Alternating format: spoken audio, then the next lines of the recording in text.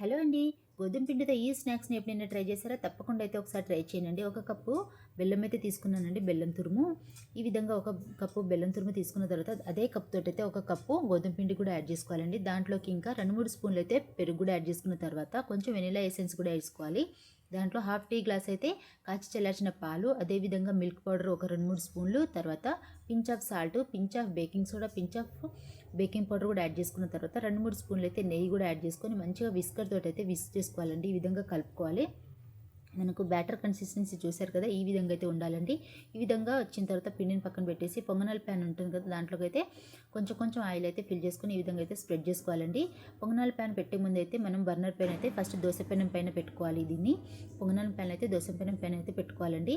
ఈ విధంగా పెట్టుకున్న తర్వాత బ్యాటర్ని అయితే ఫుల్గా ఫిల్ చేయకుండా 3/4 వరకు అయితే ఫిల్ చేసుకోవాలి. ఈ విధంగా ఫిల్ చేసుకున్న తర్వాత దానిపైన అయితే మనకు నచ్చిన నట్స్ కూడా గార్నిషింగ్ కోసం అయితే వేసుకొని మూత పెట్టేసి లో టు మీడియం ఫ్లేమ్లో అయితే 15 మినిట్స్ వరకు అయితే ఫ్రై చేసుకోవాలండి. ఈ విధంగా అయిన తర్వాత చూసారు కదా ఎంత బాగా ఈజీగా వచ్చేసాయో.